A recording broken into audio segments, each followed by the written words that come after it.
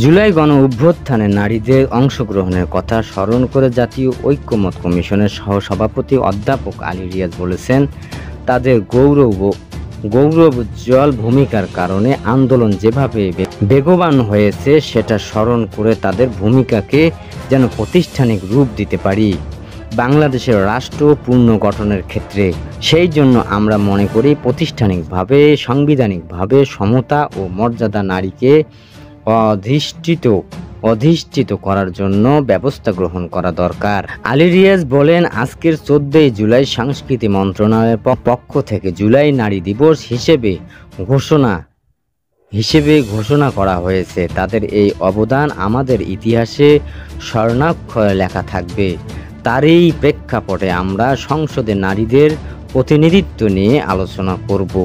আমাদের সবার মনে রাখা দরকার দিনটির, কারণ সবার প্রতিরোধের মুখে ফ্যাসিবাদ শাসনকে ক্রমাগত ক্ষমতা ছাড়তে হয়েছে।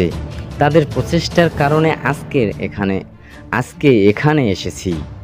2024 সালের 14 জুলাইকে স্মরণ করে অধ্যাপক আলী রিয়াজ বলেন, আপনাদের সবার মনে আছে 1 বছর আগে আমরা কোথায় ছিলাম। ফ্যাসিবাদী বিরোধী সংগ্রামের বৈষম্য বিরোধী ছাত্র আন্দোলনের নেতৃত্বে যে আন্দোলনের সূচনা হয়েছিল জুলাই মাসে, 14 জুলাই বড় ধরনের মোড় ঘোরার দিন। তিনি বলেন, আন্দোলনকারীদের প্রতি অবমাননা মন্তব্যের পরিপ্রেক্ষিতে ঢাকা বিশ্ববিদ্যালয় সহ বিভিন্ন বিশ্ববিদ্যালয়ের নারী শিক্ষার্থীরা রাতের মধ্যে পথে নেমে এসেছিলেন। তাদের সেই বলিষ্ঠ কণ্ঠস্বর যে প্রতিরোধ রচনা করেছিল, সেটি ফ্যাসিবাদ বিরোধী আন্দোলনকে বেগবান করেছিল, একটি পরিবর্তনের দিক নিয়েছিল। আজকের আলোচনায় দুটো বিষয়ে ঐক্যমত হওয়ার আশা প্রকাশ করে আলী রিয়াজ বলেন, বিশেষ করে রাজনীতিতে, রাষ্ট্র গঠনে, আইন প্রণয়নের প্রাতিষ্ঠানিকভাবে নারীকে মর্যাদার সঙ্গে অংশগ্রহণের পথ আমরা তৈরি করতে পারবো। সেই জায়গায় এক হতে পারবো, এই জায়গা আসতে পারবো। প্রধান উপদেষ্টার বিশেষ সহকারী মনির হায়দারের সঞ্চালনে সংলাপে আছে কমিশনের সদস্য সফররাজ হোসেন, বিচারপতি Emdadul Haque, doctor Badiul Alam Majumdar, doctor Iftekharuzzaman, doctor Ayub মিয়া।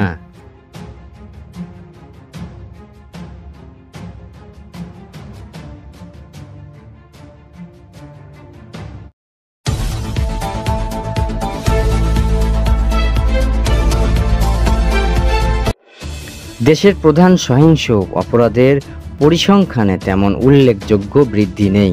পুলিশ সদর দপ্তরে অপরাধ ও পরিসংখ্যান তুলে ধরে এ দাবি করেছে প্রধান উপদেষ্টার প্রেস উইং। প্রধান উপদেষ্টার উপপ্রেস সচিব আবুল কালাম আজাদ মজুমদার সোমবার 14 জুলাই বলেন, সম্প্রতি বিভিন্ন গণমাধ্যমে প্রকাশিত প্রতিবেদনের দাবি করা হয়েছে যে চলতি বছর দেশে ব্যাপক হারে অপরাধ বেড়ে গেছে, যা জনমনে উদ্বেগ ও নিরাপত্তাহীনতা সৃষ্টি করছে। তবে 2024 সালের সেপ্টেম্বর থেকে 2025 সালের জুন পর্যন্ত পুলিশের সদর দপ্তরে দেওয়া আনুষ্ঠানিক অপরাধ পরিসংখ্যান পর্যালোচনা করলে দেখা যায় এই দাবি পুরোপুরি সত্য নয়, বরং গত 10 মাসে বেশ কয়েকটি বড় অপরাধের ক্ষেত্রে স্থিতিশীলতা লক্ষ্য করা গেছে। তিনি আরও বলেন, এসব তথ্য কোনো অপরাধ প্রবাহ ও মারাত্মক পরিস্থিতির ইঙ্গিত দেয় না, বরং অনেক গুরুতর অপরাধের হার কমে গেছে বা আগের অবস্থায় স্থিতিশীল রয়েছে। মাত্র কয়েকটি অপরাধের হার কিছুটা বেড়েছে। তাই নাগরিকদের সচেতন থাকা প্রয়োজন হলেও পুলিশ বাহিনী পরিস্থিতি নিয়ন্ত্রণে রেখেছে বলে পরিসংখ্যানে দেখা গেছে। গত 5 বছরে এবং গত 10 মাসের অপরাধ পরিসংখ্যান 2 টেবিলে তুলে ধরা হলো। সমস্ত তথ্য পুলিশ সদর দপ্তরে সরবরাহকৃত।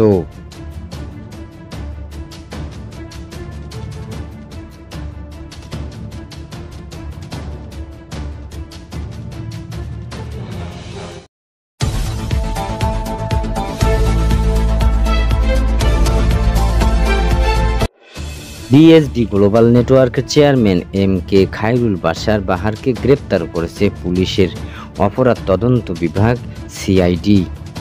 সোমবার তাকে গ্রেপ্তার করা হয় বলে জানান সিআইডির বিশেষ police super media Jasimuddin Khan. তিনি বলেন, মনিটরিং মামলায় বিএসবি গ্লোবাল নেটওয়ার্কের chairman lion M K Khairul বাশারকে সিআইডির ফাইন্যান্সিয়াল ক্রাইম টিম গ্রেপ্তার করেছে। এই বিষয়ে পরবর্তী আইনগত প্রক্রিয়াধীন। গত বছরের 17 অক্টোবর ক্যাম্ব্রিয়ান এডুকেশন গ্রুপের অঙ্গ প্রতিষ্ঠান বিএসবি গ্লোবাল নেটওয়ার্কের চেয়ারম্যান মোহাম্মদ এবং তার সহযোগীদের বিরুদ্ধে 1000-এরও বেশি শিক্ষার্থী 200 কোটি টাকা আত্মসাতের অভিযোগ এনে অন্তর্বর্তীকালীন সরকারের কাছে তাদের শাস্তির দাবি জানান ভুক্তভোগী শিক্ষার্থীরা।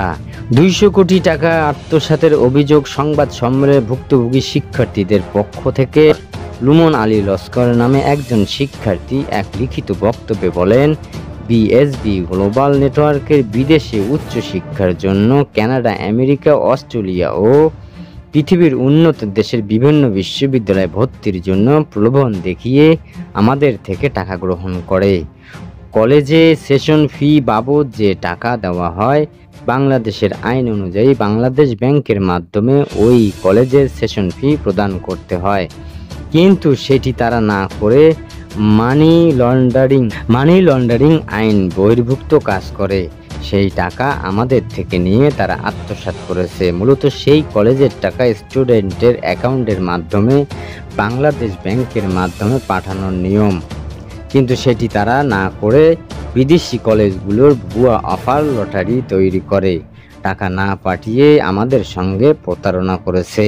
ভুক্তভোগী এক শিক্ষার্থী বলেন, গত আগস্টের 27 তারিখে বিএসবি চেয়ারম্যান বাশার ও পাওনাদারদের প্রতিনিধি দলের সঙ্গে স্ট্যাম্প পেপারের চুক্তি সই করে যে পাওনা টাকা 3 কিস্তিতে যথাক্রমে 23 সেপ্টেম্বর, 22 অক্টোবর ও 25 নভেম্বরে সবাইকে পরিশোধ করবেন, কিন্তু প্রথম কিস্তি পরিশোধের দিন 23 সেপ্টেম্বর 2024 অর্থ প্রদানে ব্যর্থ হয় এবং তার গুন্ডা বাহিনী দিয়ে শিক্ষার্থীদের উপর হামলা চালায়। সেখানে অনেক শিক্ষার্থী আহত হয় ও গুলশান থানায় পুলিশ অবগত আছে।